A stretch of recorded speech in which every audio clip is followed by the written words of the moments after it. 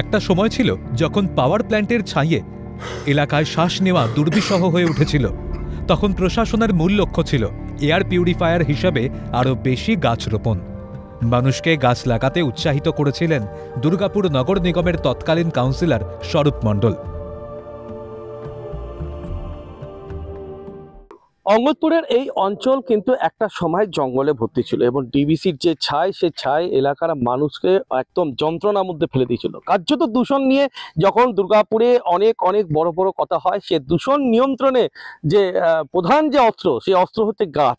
আর সেই গাছই কিন্তু দুর্গাপুর নগর নিগমের প্রাক্তন কাউন্সিলর স্বরূপ মণ্ডল সেই গাছ লাগিয়ে প্রমাণ করেছেন যে দূষণ আটকানোর জন্য যত মেশিনপত্র থাক, যত অত্যাধুনিক যন্ত্রী জিনিসপত্র থাক, কিন্তু গাছের বিকল্প কিন্তু কিছু নেই, সবুজের বিকল্প কিছু নেই। শুধু অন্যকে উপদেশ নয়, মেনে চলেন নিজেও। হয়ে উঠলেন বাঞ্ছারাম, সাজিয়ে তুললেন বাগান। কি নেই সেই বাগানে?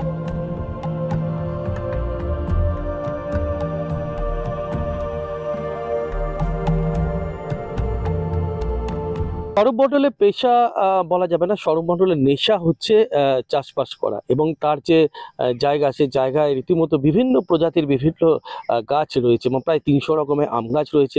তার থেকেও বড় যেটা আকর্ষণ রয়েছে তার বাগানের, সেটা হচ্ছে যে এই যে স্ট্রবেরি যে পেয়ারা, সেই স্ট্রবেরি পেয়ারা।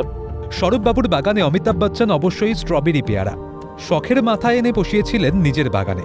সেই গাছে এখন ফলন ধরেছে, স্বাদ স্ট্রবেরির মতো, রঙও তাই।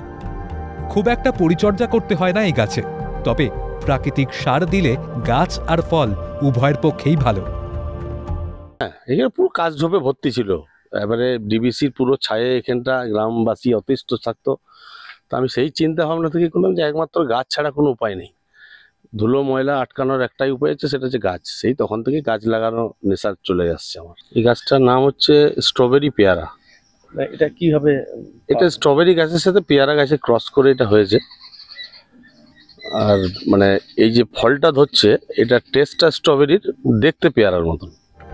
স্ট্রবেরি পেয়ারা রক্তে আয়রন ও হিমোগ্লোবিন বাড়ায়, বাড়িয়ে তোলে বিভিন্ন রোগের প্রতিরোধ ক্ষমতা। শুধু স্ট্রবেরি পেয়ারা নয়, স্বরূপ মণ্ডলের বাগানে রয়েছে মোসম্বি সহ আরও হরেক রকমের গাছ। এই পেয়ারা বাজারে বিকোয় চড়া দামে।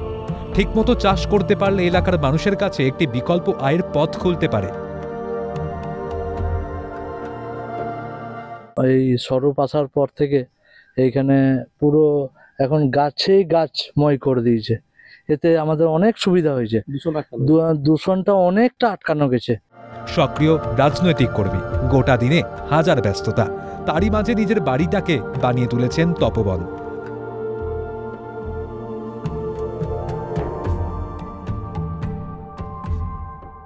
দুর্গাপুর থেকে রাজেশ সেনগুপ্ত, ক্যালকাটা নিউজ।